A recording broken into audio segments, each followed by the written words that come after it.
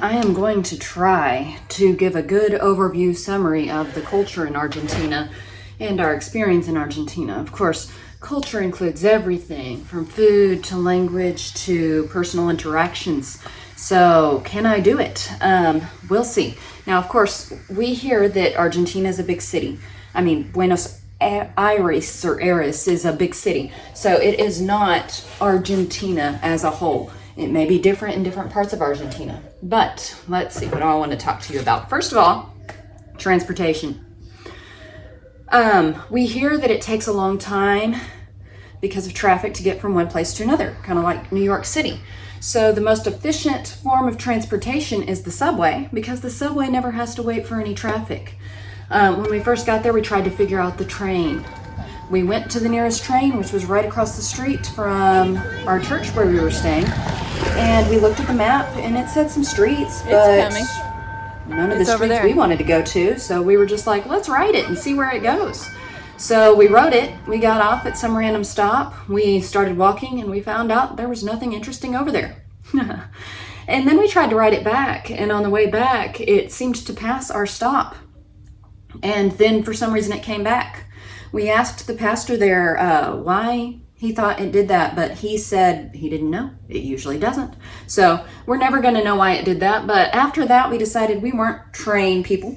And so it was the subway that Joel or Tomas showed us.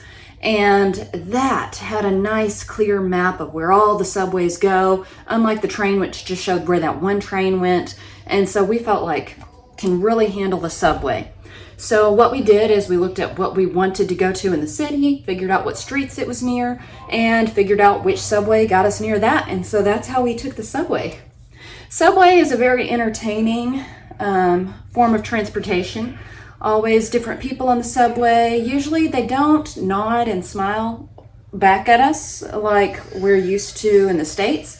Not sure if that's an Argentina thing or a Buenos Aires thing. We asked some of our readers and they acted like they were unsure. They're like, people usually are friendly. So they said maybe they're busy, inflation's bad there, so they've got all their worries. They aren't worried about nodding and smiling.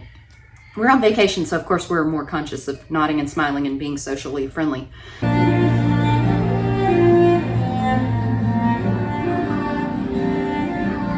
But anyway, saw some pretty funny things on the subway. Saw a man nun, which Jav and I had trouble not laughing out loud about.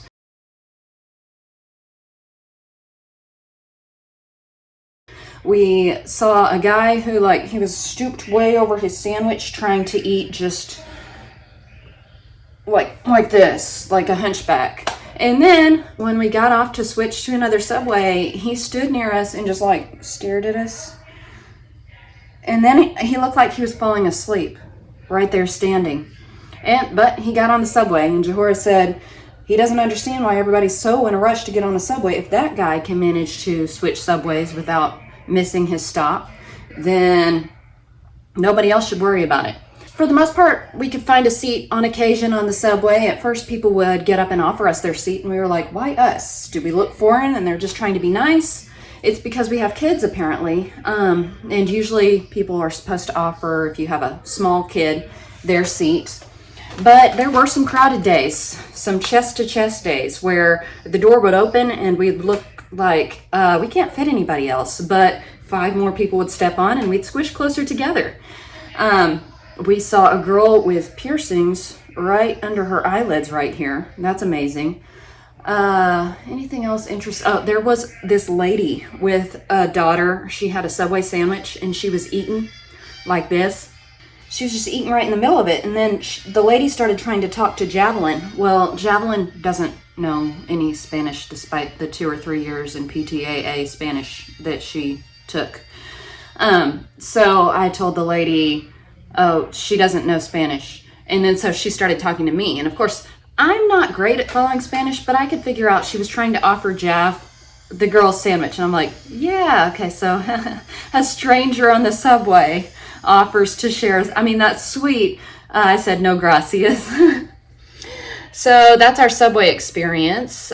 We only took the wrong subway going the wrong way once. And the subway is pretty nice and affordable. one slide and you can go anywhere in the city. Usually takes max 40 minutes to get from our part of the city to any other part of the city. Looked into taking the subway to Plaza de Mayo first, which is all the way down the main line, and it led to a nice path which led up to a nice track which led up to the Costanera Ecological Reserve, which is a great running path.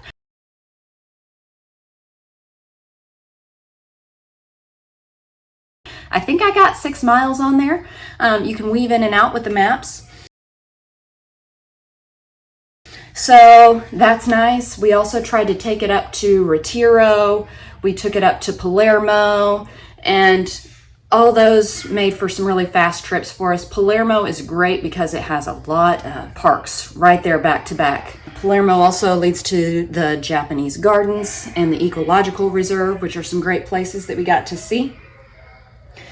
Retiro, we wanted to see the cemetery, but we didn't realize they charged foreigners to see it, and we only had 20 minutes by the time we got up there, so we weren't going to pay to see the cemetery. But apparently the buildings are really tall, and I thought we could see it from the outside, but it's all walled in, so we missed that. But this video is getting kind of long, so I will tell you about food in Argentina in the next.